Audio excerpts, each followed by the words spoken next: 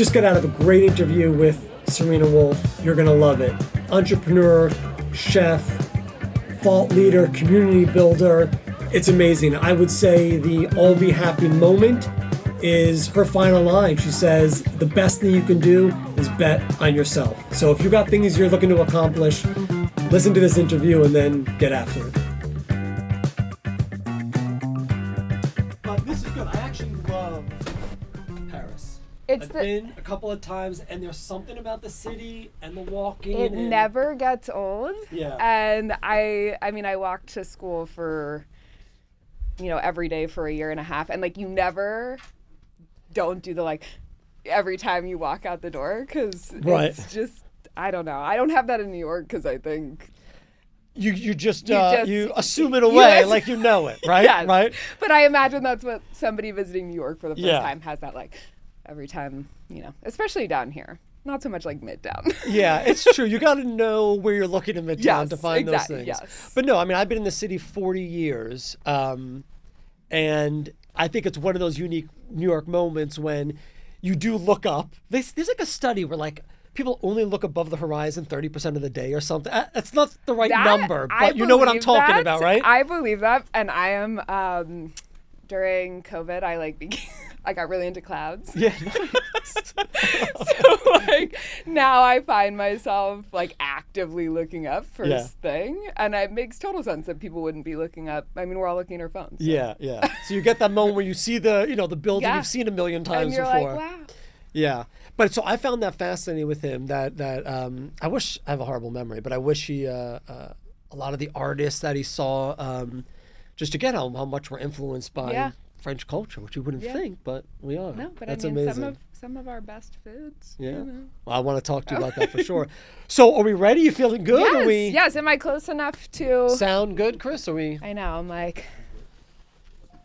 You let me know, Chris, if our sound is good, and we'll. I'm perpetually covered in small. Do you have things. It doesn't look like it, but do you have dogs, cats? Do you? I have a dog, but he doesn't shed. Is that is actually true? Actually true. He's a doodle. He has it. human hair and doesn't shed. Right. Nice. But that's I feel like it's all the little scarves. That's sweaters the problem with the winter. That it's just perpetual. That's the problem. We're good. We're good. We're good. All right, Serena, welcome. Thank you. Thank you for having me. It's so great to have you here. I'm excited. I mean, a lot of different things I want to talk to you about. Amazing. I have an interesting question to start with. Okay, now I'm nervous. Don't be nervous. Do you have, only because I feel like I wouldn't ask this to everybody, but I feel like I can ask it to you. Before you begin a project, maybe before you begin one of your cooking seminars, before the podcast, which I want to get into, is there anything you do to center yourself, to get ready for that? Do you have a ritual? And maybe you don't. I don't know. Yeah. I do. So I will do it for you because Let's do it. I love it. But I basically grin really maniacally in the mirror. I'm and it's before I do teach a class, public speak, do a TV segment. There was now I won't be able to tell you who did the study, but there is a lot of research to back up the fact that when you smile, it actually sends positive signals to your brain. It's releasing endorphins, etc. But I'm very into self-talk, and so I will say something not out loud because sometimes I'm in a public bathroom or something, and I don't want the person washing their hands next to me to be but I'll say something that is tailored to what I'm about to do. So it is somewhat embarrassing to say that out loud. But for example, if it's before a class, I'll be like, let's do this. People are here because they want to be with you. You're going to crush this. Something like that. Or if it's something that I'm particularly nervous about, I will say something tailored to that effect. You are qualified to do this. I love know what you're going to do. You've practiced this. You're going to be fine, whatever it might be. And it really does make a huge difference because the reason I started doing this, which I only started doing ritualistically about 5 years ago, was I had this really bad panic attack at the start of a class. And I have panic attacks from time to time, and they're often just not triggered by something specific.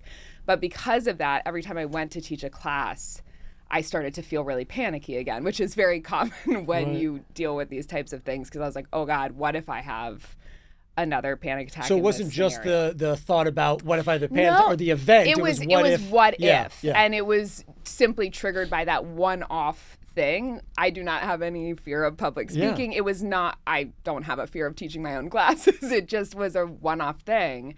And I decided to try this just because I was desperate. And I started doing this, sort of mini pep talk. Right. Would you call these like before affirmations? Yeah, that's exactly what it is. Yeah. And it really does make a difference. And especially if you're we all have those days where we're not that into what we're about to do. And it does kind of get you, in addition to calming me down, it also gets me a little bit hyped up. Yeah. I love it. Thank you so much. It's so funny you say affirmations because I've been meditating for many years, and I want to talk about your other practices, and I want to get into your podcast as well, where you talk about anxiety and all that. But I'm always interested in these kind of methods, and I never thought about affirmations before. But I found some app or I read some book, and it does take a little of you have to get over a little bit of self-embarrassment. Right? But definitely. It does work. I started saying them, and it's really fascinating. And it really makes you think about the fact that our ego gets in our own way so often. Yeah. Like, nobody's hearing you do this. I do say it out loud when I'm home alone because it's even, I find it even more helpful. Why not? But you don't have to say it out loud. And I think that just, again, the smiling or thinking nice things about yourself, because we don't do that often enough. Exactly. So taking like 5 seconds to think something nice about yourself, it's a nice treat. It's a nice treat. It's a little treat. I like how you said, in the bathroom, you don't want to do it like while you're washing your hands. But here's the great thing about New York. Nobody cares. Nobody would care. That's truly. the amazing, and there's something so liberating about being in New York with that. I teach a philosophy class I've been teaching for a while, and, there's these kind of practices. And people often say that. I said, the great thing is everybody's so in their own world, you have the freedom to be yourself, which is great. It is. It really is. It's liberating. That's amazing. That's amazing. Okay, so you're going to do great? Yeah. This is going to be amazing? You're probably going to do great. better than me. So let's jump into some of your background. You don't have to necessarily repeat everything, but this leap from Harvard to going to this top school on a whim, just talk me a little bit through, first of all, you went to Harvard for something specific and how you got into Cordon Bleu, and then I want to ask you some questions about sort of inside baseball of Cordon Bleu. Okay, so I grew up very academically motivated. That was the sort of parlays into the anxiety aspect of my life as well. But I grew up just being very academically minded, very driven. I really loved school. I went to boarding school on the East Coast, and it was very competitive, but I liked that aspect of it. And I was like on the physics team, it was. Oh, so you were the real deal. I was very into school. And that came from your parents, or that was just something? Neither of my parents are academic, and they used to laugh because honestly, I was so high strung about my grades and school. And I remember in 4th or 5th grade, I got a B+ on something. I was melting. And I came home and my parents were clapping. And they were like, this is important. You cannot always get an A on everything, and also nobody's disappointed in you. Exactly. What are we talking about? I was so disappointed in myself, and I think I still operate that way. But I had always wanted to go to Harvard. I don't know why. I think it's just the brand. I grew up being like, this is the best, and I want to go there. And I do agree with what everybody says, which the hardest part is getting in. I do not think it was any more challenging necessarily than any other university. But I think I had the benefit of being surrounded by a lot of incredibly intelligent, highly motivated, driven peers, and I'm very grateful for that. However, while I was in school, I started to be like, everybody else seems to know what they want to do, which now in my later, adult years, I realized that nobody had any idea, but they were better at pretending than I did. That is an epiphany I keep having. Nobody's got their act together. Nobody knows what's going on. And I think it was some people really did. I've always been very jealous of people who knew that they wanted to be like doctors or lawyers or actors and had this singular passion, because I have always been multi-passionate. As a kid, I would try everything and then I would quit everything. And hilariously, like the one thing I tried, I did karate for a long time. This is so random. I was not particularly passionate about it, but when I went to quit, my mom was like, no, you quit everything. You have to stick with this. I'm like, that's what you're drawing the line on. But then you became a black belt. I have great and self-defense skills. Right. But I really didn't know what I wanted to do. I had no interest in cooking. However, I minored in French. I had always wanted to live in Paris. Yeah. I thought I had wanted to major in English. I ended up majoring in sociology, which I am fascinated by people, but it's completely useless in terms of like a professional skill. But I wanted to be a writer, I thought. Yeah. A big part of what I do now is writing, so it wasn't completely off base. That was the blog that you sort of started with, right? Yes, but exactly. Yeah. But I decided to go to culinary school based on a friend's experience. She had gone to Cordon Bleu and was like, I really think you might like it, but if nothing else, it's a life skill. I was obviously incredibly privileged that I was able to do that right out of college and that my parents paid for it. Like, there's no universe in which, like, I could have done that otherwise. Right. But let me just stop you. That's really fascinating. Your friend says, I mean, it's not like she's like, oh, you should get into cooking, you'll like it. No. I think you're really like the top cooking school in the world. Wait, it might be good so for I'm you. about to really pull back the curtain here, and I feel like a lot of my peers are going to be very angry. At least in 2009, anybody could go to Cordon Bleu. I'm pretty sure that's really? Still, if you write the essay and fill out the application and pay the check, I'm pretty sure anybody can go. Okay, I love it. I like these insights. I do think it's important to be honest about these things, because I never want to be hiding behind, I worked so hard to get in, because I didn't. But it's very competitive once you're there. That's what I'm saying. So a lot of people do not stay through the whole program because there are a lot of people who say to me now, they're like, it is my dream to go to Cordon Bleu. And I was like, is it? Like, I'm like, you're a very successful person. And like, especially if they're of a certain age, I'm like, you're 60 years old and you want to get up at 6 a.m. and start your uniform and be yelled at by people all day in a hairnet and like come home smelling like fish and whatever. I'm like, it might be your dream, but maybe you're picturing more of a like luxurious cooking school experience. Like go to the south of Italy and do one of those and watch YouTube classes videos where you like make dinner together from the market and drink wine. That sounds more fun. But I also was operating under that semi-romantic notion that it would be a lot less rigorous and more fun than it actually was. Okay. But I got there and I had the benefit of having had no prior culinary experience. Yeah. So I had no bad habits to break. As I mentioned, I'm very academically minded. So I was just like sitting there taking notes and, taking, in everything that these very talented French chefs were teaching me. I think I already had 2 strikes against me because I was American and a woman. And is that really, you felt that there? I felt that. And to be fair, this was, 14, 15 years ago. So I do think, like, I remember I had one female instructor, and she was younger, and that was very new to Cordon Bleu at the time. I'm not familiar with their current curriculum. So I have a feeling that it's become a lot more, female friendly, a lot more multicultural. It was very old school at the time. Yeah, and I don't think that's unexpected. I mean, you look at the New York restaurant scene. I mean, exactly. And so I really hated it the first couple months. I was like, oh my God, what have I gotten myself into? And I was 22. I was like, I have to come home. This was a huge mistake.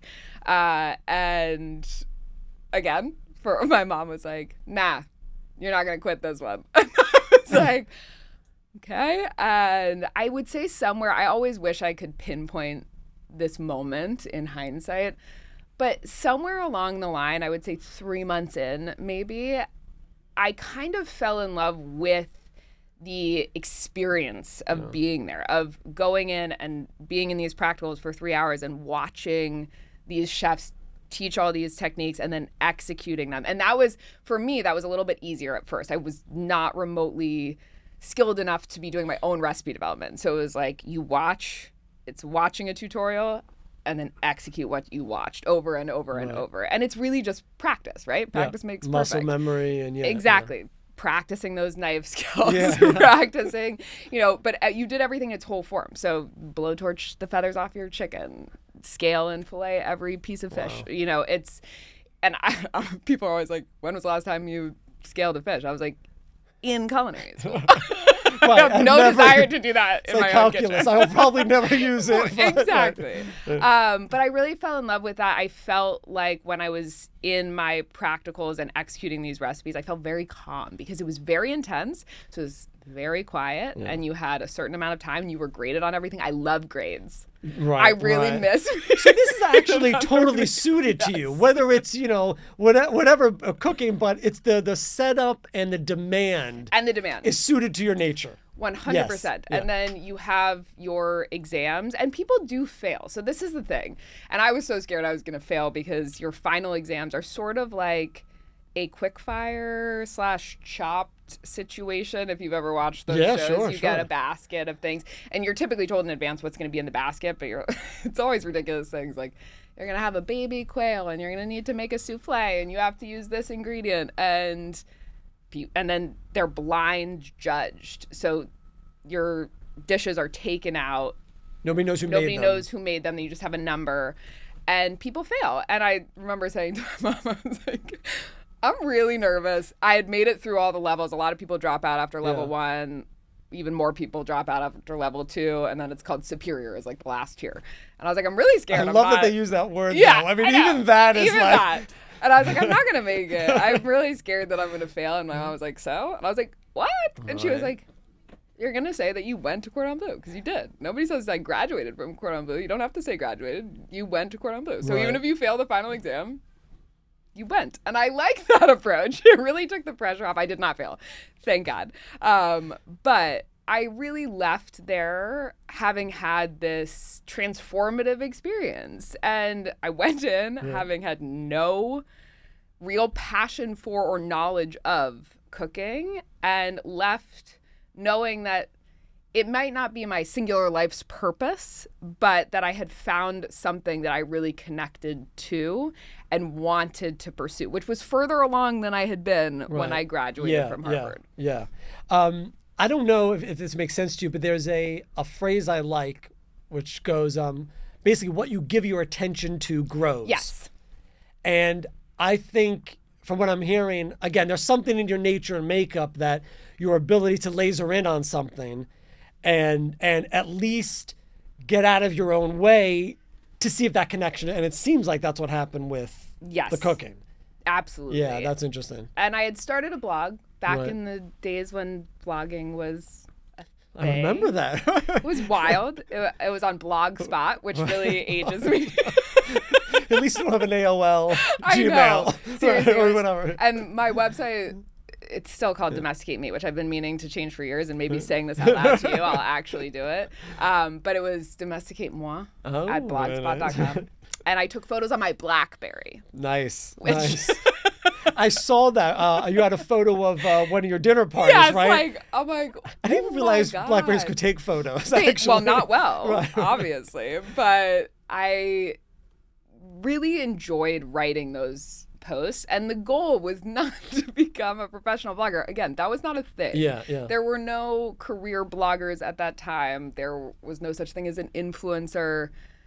I mean, Martha, but it was not called that. But there was no social media. I mean, there was Twitter, I guess.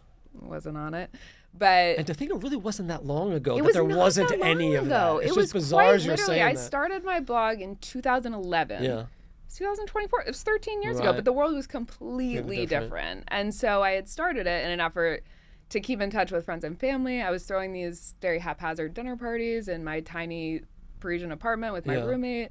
And it was fun and I liked the storytelling aspect. And I came home, and again, because that was not an option to be like a career blogger, I was trying to grow it, because even between 2012 and 2014, like that's when like blogging really was taking off. And I had always wanted to be on TV. When I was young, I thought I wanted to be an e-news host. I would still like that job. If anybody's listening, well, I'm sure you could do it. I have no doubt. But I wanted to be on TV, and I was essentially pitching cooking for millennials to anyone that would listen to me in short form content, which has really taken off now when you think about Instagram, TikTok, YouTube, all of these things. And it just wasn't because YouTube was in its earlier stages with that type of short form content. There was no TikTok, there was no Instagram. It was really just network, right? So I was meeting with people low on the totem pole, like the Food Network and places like that. And they were like, absolutely not. Because a lot of viewers of food TV were not old. I mean, they were like but they weren't age, the guy you were talking to. But they were like, nobody wants to listen to somebody who learned how to cook last year give them advice. That's insane. And I was like, oh, good point, so it was an experience, and they're like, you've been cooking for a year. Huge reality check, being like, what? And I do think I'm somebody who really listens to feedback well, but also sometimes that is a negative in the sense that I'll be like, oh, I heard no, so that's a no. Got it. As I get older, I will push back more and be like, wait, but why no? And why can't I do this myself? At that age, I was like, well, I can't do this myself, and nobody wants to hear from me. So I wouldn't think that would be your response now. Right. From not the stories. now. Yeah, now so it interesting. Definitely would not. But I went back and I was like, okay, how am I going to get this experience? And I never wanted to work in a restaurant, which surprises a lot of people. But it's not my personality type. It is a physically and emotionally demanding job. And I think part of that was shaped by my experience at Cordon Bleu. Yeah. Like kitchens, I think they're changing a bit, but they were not historically friendly to women. I am really nice. And I just think that was actually a detriment. Yeah. I don't think I would have, I always think of Gordon Ramsay, yelling at people in Hell's Kitchen. I was like, I would crumble. So I knew I didn't want to do that. And also I'm not the most, even today, 14 years later, I'm not the most technically skilled. I'm also not that concerned with perfection, because I think that my culinary talent, honestly, lies in accessible recipe development and teaching other people in a way that doesn't feel condescending and feels lighthearted and fun and encourages experimentation and building confidence. And that's my strong suit. I am not the best recipe developer. I'm not the best cook. I am not the most creative. I'm certainly not the most prolific. And I think that knowing that, people are always like, oh no, don't get down on yourself. I'm like, that's not really being down on myself. I got it. There's clarity. Me knowing what my strengths are and using those to my advantage versus pretending that I'm like, the best Cordon Bleu trained recipe developer to come out of there. And people always say Cordon Bleu trained chef, and I'm like, I'm not. A restaurant chef would be very upset to hear somebody like me because you cannot be called a chef or call yourself a chef if you have not worked in a restaurant. I am a recipe developer. I'm a culinary instructor. I'm a cookbook author, but I am not a chef. And I think that clarity that comes after, years of figuring out what I'm good at and what I like to do in the food space is honestly a relief, because in those early years I was like, what am I doing? I was blogging. I was a private chef for a couple guys on the New York Giants, which was ridiculous. And I hated it so much, but it was so necessary. Right. And I really liked the "I'll be happy" that phrase makes me really happy, because I was very unhappy for the first 8 to 10 years of my career, not unhappy in my life, just unhappy in my work, which I don't think is uncommon. And I think, we have to let go of that. We're all supposed to love our job. Some people just work to live. Some people live to work. And I think that's actually, I think it can be a little bit dangerous to try to make career life or the thing that ultimately fulfills. Maybe it's not. Sometimes it's just a hobby, a job, go back to my family and go on vacation. It's not. Yeah. But that's become it's a pretty modern notion that somehow that's got to be core to your identity.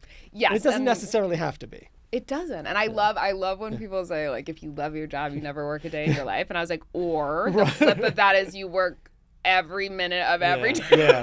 Because that's just, there's no escape if your passion and your work are intertwined. And I'm very lucky that now I enjoy my work a lot more.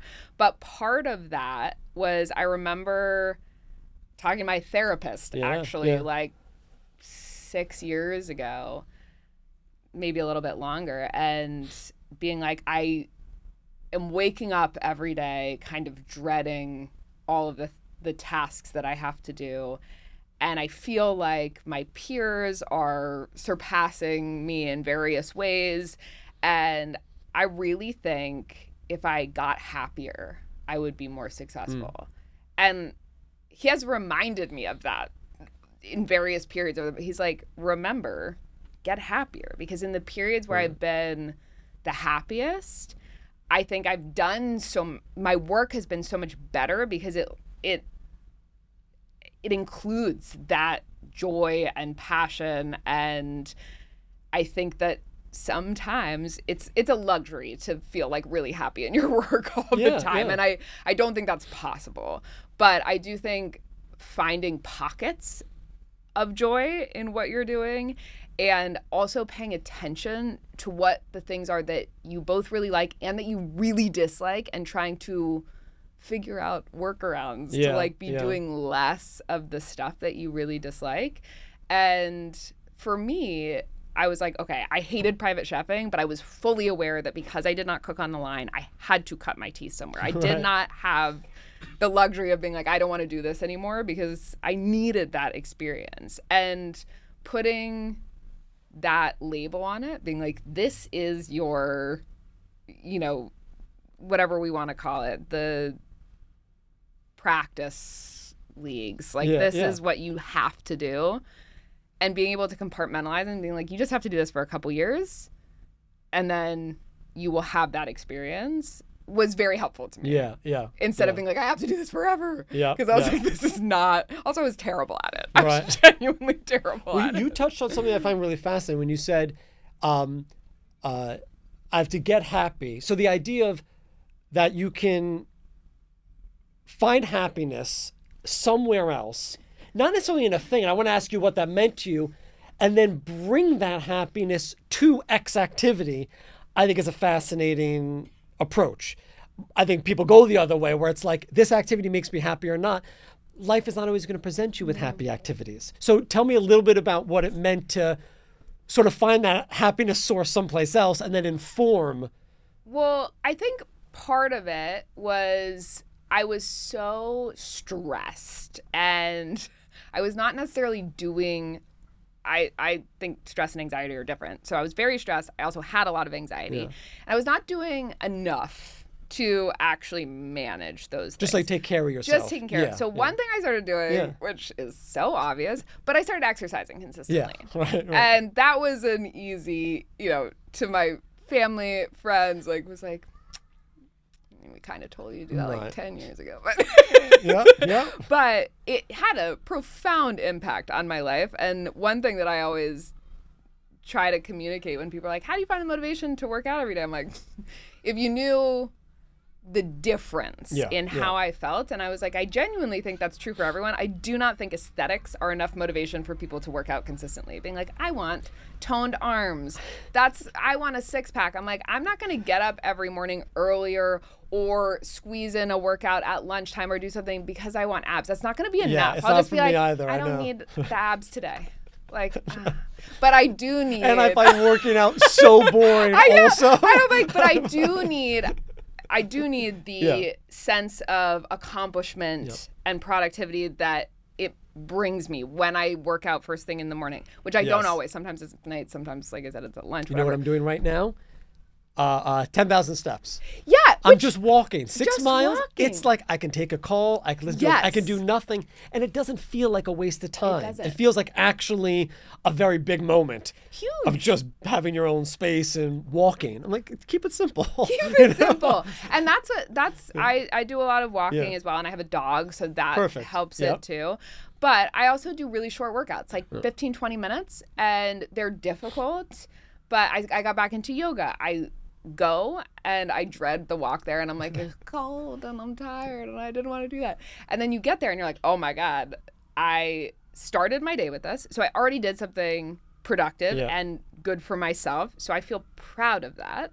And there is something to be said for pride, like feeling as if you have taken the time to do something good for yourself, which in turn makes me a more patient person, a happier person. I am more productive because I find that it just has a snowball effect. It bleeds into every area of my life. Yeah. So that's New York, man. That's New York. I love it. What are we doing? Where are we? Go back to the country. Right. The sirens. We got Nashville. Like I know ambulances in Nashville. It's all nice.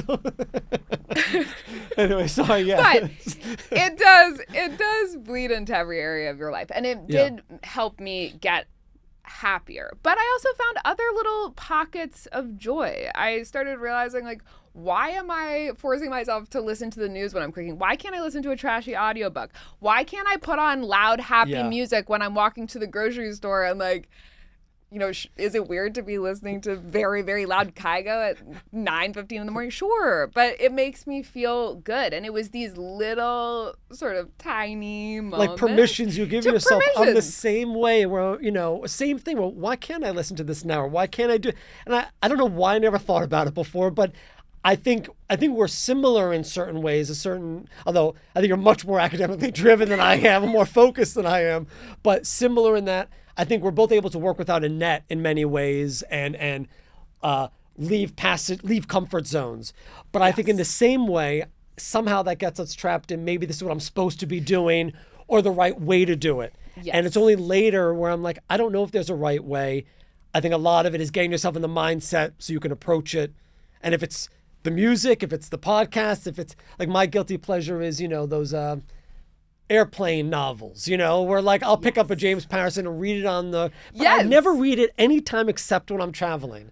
Well, that's like a nice treat. Exactly, right? But I used to read like the serious book because now that I have 3 hours, I'm going to read, you know. I know. So it's all of that. It's permissive. Yeah. And also there is no shame. Like I call my preferred literary genre is what I like to call medium trashy. There you go. Where it's well written but pure escapism. Right. And I still love to read a serious book from time to time.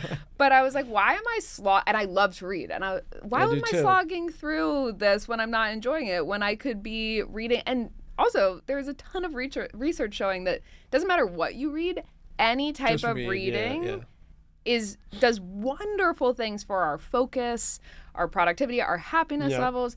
And trying to tell that to my kids more. Yeah, just read everything. And I think that for me too, what you just said about sort of putting yourself in a box almost, I relate to that strongly because for so many years I put myself in this food box and was like, you have to do only recipes. That is what people want from you. And at a certain point, I started to feel really burnt out on it. I was just putting out these new recipes. I had written 2 books that had 125 recipes each.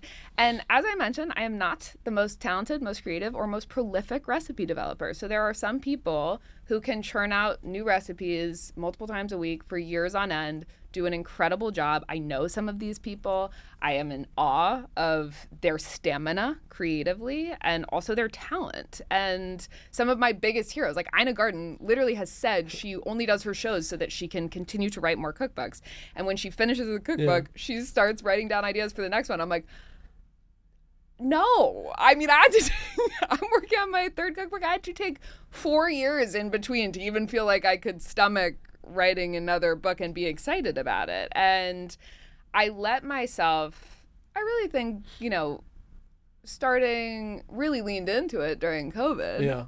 Was like, it is okay to have multiple passions. And arguably, I now think if somebody found me, via social media or met me and was talking to me, like, they wouldn't be like, oh yeah, she's a cook. They'd probably put me, I don't really know how to describe it. They'd be like, oh, she's a lifestyle person. I don't know. But I think I really love food, but I really love fashion. I'm very passionate about mental health. I love all things skincare, beauty. I love dogs. I'm freaky dog lady now. Yeah.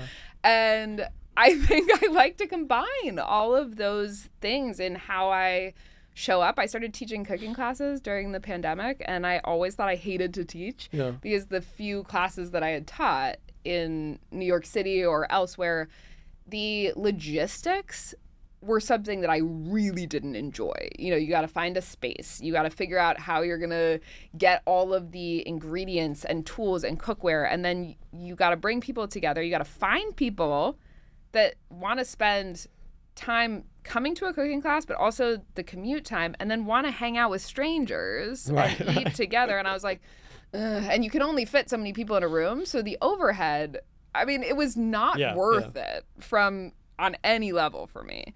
And so I started teaching these virtual classes during COVID. And I was like, I'm just going to teach one or two to keep people entertained when we thought that lockdown was going to be forever. A month. Right. Early days. I was like, I'll just do one or two until we get out of here. And I taught these first few classes, which were chaos. And it makes me so... You did them out of your kitchen? Mm-hmm. At home, yeah. Okay. And I think those, like the first couple classes had, 300 people in them. Madness, because people just had not figured out Zoom etiquette. Also, the easiest way to make a bunch of capable adults panic is to mention one ingredient in a recipe that somebody doesn't have.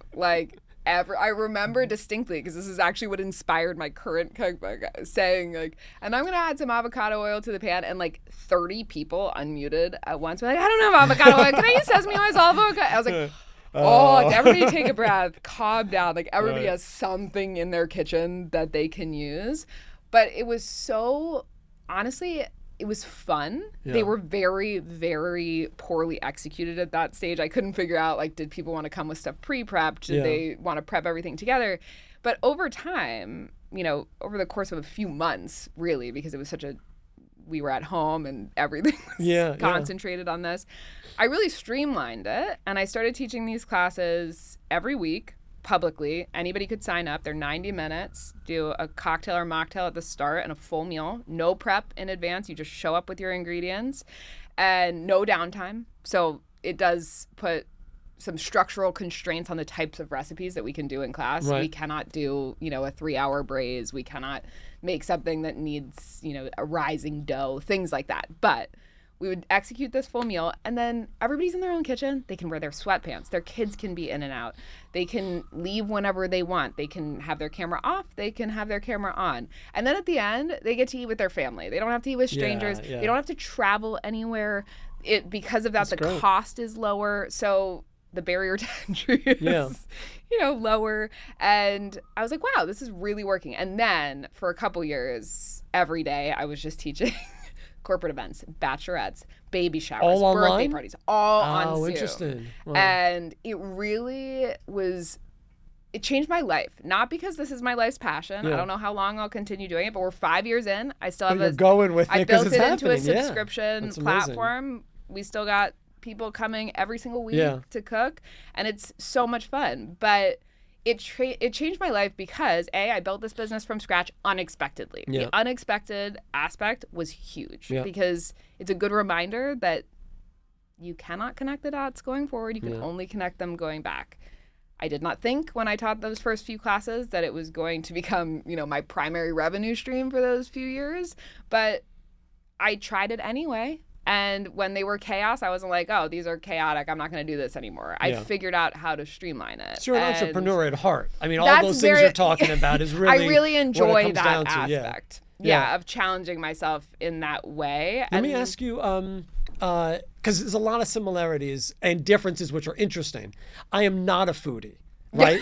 And I don't mean that in a bad way, but just the way I grew up is I will go all day, and if I don't think about it, I won't eat. Like, it doesn't occur to me. However, I love having a cafe, and I love hospitality, and I love dinner parties. Like, I love being with people. You love food. You don't want to be in the restaurant business, and I don't either. In fact, we struggled for a while because, you know, where we are now in the studio, as you remember, was our cafe. It's 150 square feet. Small, which I love. Now you saw this morning, Incredible. 2,000 square feet. Yeah. But now you think, okay, it's a natural, you sort of have to have a kitchen, this kind of thing. Yeah. But just like you were saying, knowing about yourself, I'm not a foodie. It's not my passion. I don't care enough about it, and I can never get it off the ground. We eventually found some great food partners, and now they're taking care of it, and I just do the coffee. And I love it. But what I really love about the coffee, and I'm getting the same sense, so I wonder if you could speak to it, I love the community. I love the hospitality of it. And so I love that you say, listen, I don't love food. Like, I like it. I'm good at it. But, you know, even, to be honest, even when people talk about coffee, I'm like, guys, it's coffee. Like, everybody relax a bit. I'll go with you. I'll pour the milk. We can nerd out for a little bit, but it's coffee. What I love is it brings the people together. I get the same sense from you. So I guess my question is, from a hospitality perspective and being, you know, you said, I don't know what I am. The word host came to mind in a way for you, right? Do you think about that at all? And how do you sort of think about hospitality to this new following that you have? I mean, you really hit the nail on the head in terms of that similarity between us. Because to me, and this also ties back into my getting happier, like, community is everything to me. And I feel that way with, like, my friends and family, but also I think I have a very small but very loyal, like, online community. Right. And I always laugh because I feel like when you use the word community on something like social media, people are like, oh. It is overused. I agree. But I always say, if you're rolling your eyes when I say that, then it means this is not your community. And that's fine. Oh, interesting. I'm like, if you're nodding and you're like, oh, like, I'm part of this community. Like, I, you know, show up for these things, and we have like traditions. You know, I do a Q&A the last Friday of every month. I've been doing that for over 7 years at this point. I do answer as many DMs every single day as I can. It brings me a lot of joy to help answer questions, plan people's menus, you know, talk to people about what they're going to wear to their, you know, mom's birthday party, and what playlists they should play at their dinner party and things like that. But the cooking class community that I've built, also, like, it's like a lot of the same faces every week. Your regulars, exactly. We all know, you know, that so-and-so doesn't like this thing, or, you know, so, like, somebody's dog is Joe always hates in the cilantro. frame. Hang in there, Joe. I'm like, calm down, everyone. We got a cilantro sub. But it's I feel like the way things are today online, they can be really awful, but they can also be really great. And I think that cultivating a real community is so important. And I think what is difficult is nowadays, a lot of times, people are reduced to their social media following. Like, how many people do you have following you? And I think I've experienced that firsthand in a lot of ways, just because the industry has changed, the food media industry, not the restaurant industry, which has also changed a lot, but the food media, you know, machine has changed a lot since I started working in food. So when I started, I remember going to meetings and people being, how many Twitter followers do you have? Oh, really? And, like, I mean, when was the last time somebody asked you how many Twitter followers you have? It's not even called Twitter anymore. And I now, you know, people want to know how many it doesn't matter if it's Instagram, TikTok, it's your combined following.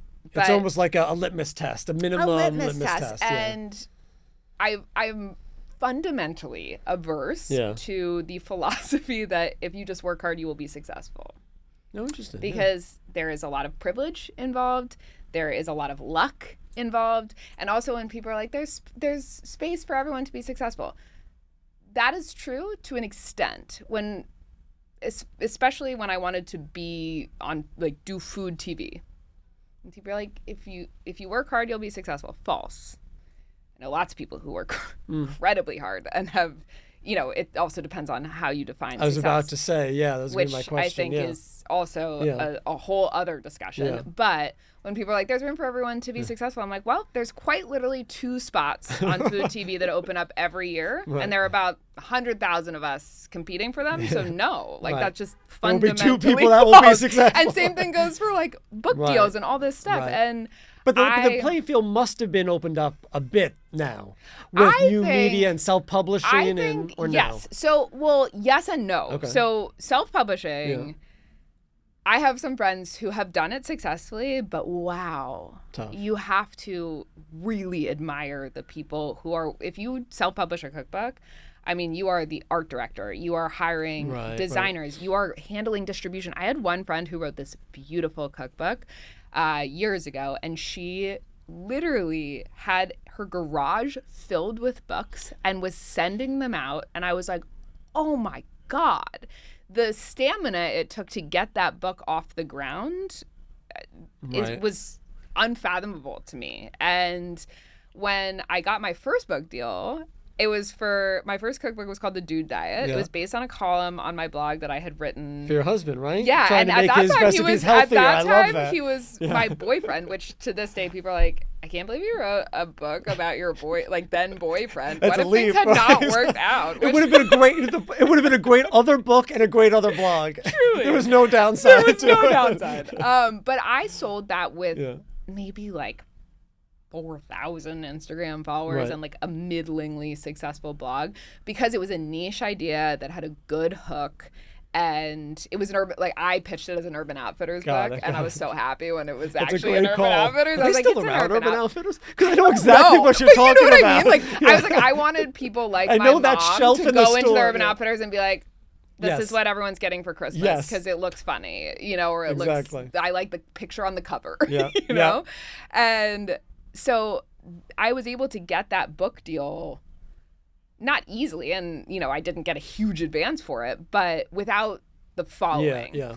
It's interesting, just to interrupt for a second, just because you said 1,000. I think Seth Godin got the book, but he speaks about 1,000 true followers. Yes, very dark. As like really, that's the mark where an artist, if they want, however you define that, and I would put you in that league. That's sort of the minimum viable where you can make a living. Yes. As the quote-unquote artist. True. It's interesting, that's true. And the original Dude Diet sold really well for an unknown author. And so I immediately got a deal for the sequel. Right. Which nobody told me that sequels almost never sell as well as original. You mean second cookbook sequels? Yeah. Okay. But also apparently just sequels. In any book or anything. Yeah. Got it, okay. And I was like, been helpful knowledge before I decided to do the sequel. But the second book, which in my opinion, again, is such a better book, but you can't communicate. You know more, I knew more. And I was like, I can't communicate to that to people. And you also don't want to be like, don't buy the first one. This one's better, right? But it didn't do quite as well. Yeah. And to this day, the original Dude Diet continues to outsell. The second one was called Dude Diet Dinner Time. Continues to outsell Dinner Time like 3-1, which is just wild to me. But I also think it's whenever I was promoting it, people heard the Dude Diet and bought the original one instead of the second. Oh, I see. Right. But because of that, my quote unquote track record, publishers only tend to focus on your last book sales, not your cumulative book sales or your like first book or whatever. So when I went to get this book deal for my current book, got sent out to all the major publishers. Didn't hear from my agent for a bit, and I was like, what's going on with the proposal? And she's like, well, I didn't want to get back to you until I had heard from everyone, but 11 out of 12 have passed. And I was like, fuck my life, like what? And I was like, I had never, and not because of ego. Yeah. I had just been unprepared I was like, I didn't think I was going to get a good deal in terms of a huge advance or, like anything like that. Right. But I was like, oh. I wasn't spending 11 out of 12. I didn't realize I was not going to get any book deal. Yeah. And by the end of the day, she had called and she was like, everyone passed. And I was like, okay. So obviously, that sucks. A gut check. Yeah, Real gut check. Yeah. And I was like, let's assess this. Like, what was the feedback? She was like, primarily platform and track. So platform means how many followers I have. And, I have, I don't know, like a little under 100,000 followers. And like, she was like, the world is very different than when we sold the Dude Diet books. And she was like, now platform really matters. And the thing, like you said, 1,000 true followers versus, but not everybody is doing that breakdown of how engaged is the audience. But also a publisher is a different math. They're just looking you at it. You could and sell being books to your 1,000 books to your followers. But they're looking at it and they're like, okay, that's nothing these days where people have millions and millions of followers. And because my last book didn't sell as well, and then also in the cookbook industry, a lot of books are similar, not in that the recipes are the same, but it's like no publisher can take on, there's only a certain number of books on each roster, and there's only 2 cookbook seasons, fall and spring. And then no publisher wants 2, easy recipe cookbooks or 2 dinner cookbooks in the same season. So you also have to strike that, like, hope that your book doesn't fall into a category that they've already filled, right? Which she was like, and some have overlapping projects. And I was like, okay, great. And she said to me, very well-meaningly, she's like, why don't we take a step back and focus on growing your following? We can repitch this in, a year or so, or you can change the concept and we could go out with something else. Right. And my MO historically has been, I'm a people pleaser. I'm a bit of a pushover. Mm-hmm. And I think tying back to like I like to execute and get a good grade and execute and get a good grade. I like positive feedback. I don't like to ruffle feathers. I'm a middle child. I'm a peacemaker. And it would have been characteristic of me to just nod and be like, okay, no deal. I'll work on my following. We'll come back. We'll reevaluate. But I think that this book concept is a good one. I also felt like my career was stagnating in a way that I needed a new, in this case, book or product or something to get me back on the media circuit, to get people excited that I was creating something, from a community perspective.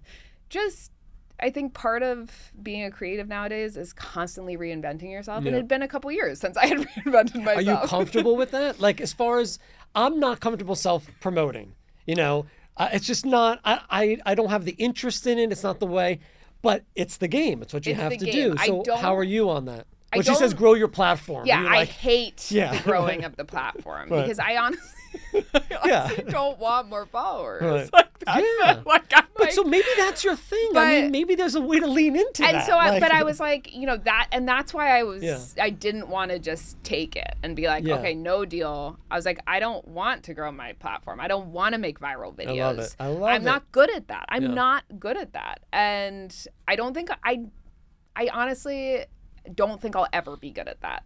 And I've worked with people in social media where they're like, your problem is you say at the start of your videos exactly what you're going to do. So that's why they don't go viral. Like, you need to, and I was like, I don't want to trick my audience. I just want to tell them I'm making this recipe. Stick around if you like chicken. Exactly. I don't want to be like, today I'm going to show you a secret for blah, blah, and then get past the 5-second mark so they'll keep watching. I just want to tell them we're making chicken. Yeah. Like, that's what I want to do. And so I said to my agent, I was like, there has to be like a way that I can make this book happen. I don't know what it is because everybody has passed. And of course, just that simple pushback, she's like, well, I mean, we could try the indie publishers. I was like, oh, what? Yes. Yeah. Yes. And I think, and I love my agent. This is not a knock on her. It's more also just the industry. It's like there's more prestige in getting, my first books were published by HarperCollins. They have, bigger budgets and marketing. Right. She knows what she's trying to do. And that would make sense. Yeah. I mean, the goal is always, people never understand the economics of book publishing if they're not in that world. I certainly didn't. And I was like, it's essentially a big fancy business card. So you have to have a lot of other businesses going and if you want to write a book. And I basically was like, yeah, I'll go with an indie publisher. Like, I feel comfortable enough with the other aspects of my business to be in the privileged position to be like, sure, I'll take a smaller advance. Yeah, like, I don't care. I think that goes back to ego also. And I Yes. think how you're so comfortable with all these things where, listen, it's a win. It's a win. The truth is, it's a win. You could look at it. If it's not HarperCollins, it's not. But it's a more mature, based on you've seen behind the curtains. It's a win. It's a win. What are we talking about? And like, it's and she was like, you could self-publish, and I was like, I don't have the bandwidth because I have other businesses I have to run, and then you have to think about the economics of hiring out so that you could make a self-published book successful. And I was like, I couldn't do that at this life stage, but I did get this book deal with an indie publisher who is wonderful.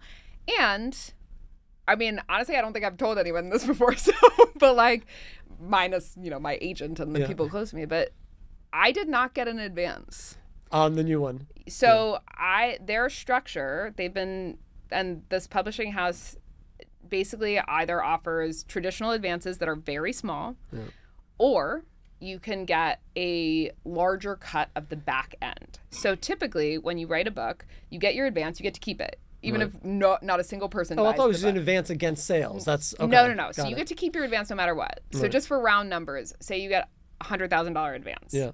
First of all, I did get a $100,000 advance for my last cookbook, and every single dollar of that goes out the door. A photo shoot for a cookbook costs like $70,000. You got to pay PR. You got to pay for your own book tour. Like, it goes out the door. So it's not a lot of money. Like, it sounds like people are like, oh, $100,000. Right. You're like, no, it's out the door. But this deal, so you get your $100,000. You get to keep that no matter what. Then for every book sold, you get your royalty rate, which is 10%. But you don't start making royalties until you earn out your advance at the royalty rate. Oh, right. So like right. my cookbook costs, $27. So I get $2.70. I got to sell enough books at $2.70 to make $100,000. Yeah. So that's, I don't know, I'm going to embarrass myself, right? So it's 30-something thousand copies of the book. And then I start making $2.70 a book. Got it. Whereas, so it's not really a business model, like you said. It's a business card. It's a promotional it's a business card. thing. And if you are Ina Garden, you're getting $1 million advance. Right. You're selling that out, and then you're getting royalties. So it is a huge business. But for the average smaller author, right, interesting. Not really. But in this case, so basically, I got $0 up front, so I'm out of pocket right now on every single thing. But I get 50% of the back end. Got it. Instead of 10%. Interesting. Okay. So if I were to sell as many copies as I did of the original Dude Diet, I would end up making astronomically more. But I was only able to do that because of the stage that if this had happened 5-10 years ago, I would have had to be like, no, I can't do that because I can't afford to foot the bill for this cookbook up front. You can invest in yourself now a little more. Yes, and I would never have bet on myself until now. Interesting. And so that was me being like, okay, you're betting on you. Yeah. And if I lose this bet, I at least get to walk away being like, I tried. I believed enough in this concept and myself that I could at the very least break even here. And if it happens to be a runaway success, then I didn't back down and be like, oh, nobody major believed in this, so I'm just not going to do it. I mean, it's so powerful, and you couldn't have summed it up better. As I'm listening to you, I'm thinking there's so many words that come into mind, how things I'm impressed by and the similarities also between us, but and thank you so much of your time. But this summary of, and I think it's the right way, you bet on yourself. And the power of that, you're a great example of that. And, if we go back to sort of affirmations, that's all you can do in the end. That's all you gotta do. just bet on yourself. Whatever that is. And I think whatever your strengths, whatever your weaknesses, being honest with it, but it's only you. So bet on yourself. And I love the fact that that's a great lesson for me as well. And there are so many more topics I want to talk to you about.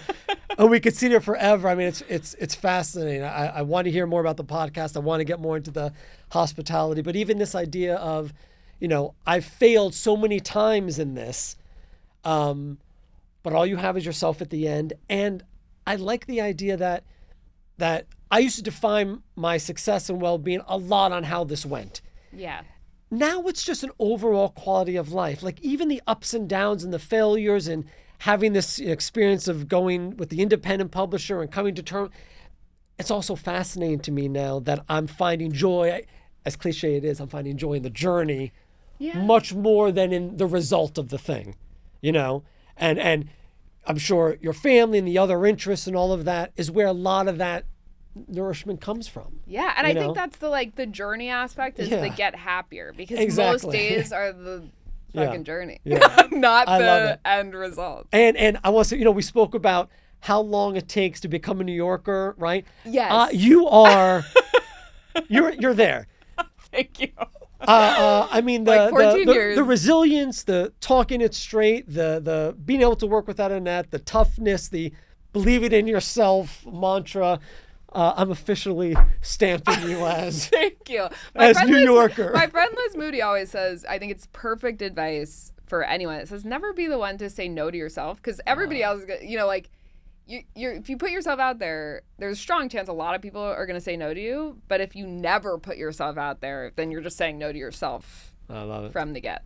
Serena, thank you so much. This has been fabulous. This was a treat. I love it. Hopefully we'll just chat about all these other things at some other time, but thank you. I really appreciate your time. Thank you. Awesome. That was great. Thank you. So treat, fascinating. You guys. There are so many more topics, honestly, but that's what I love about the conversation. You just go for the moment and what's happening. So no, that was. I love it. But thank you so much. I think there's so many funny things in there. I mean, I still can't get over your friend was like, you should try cordon bleu.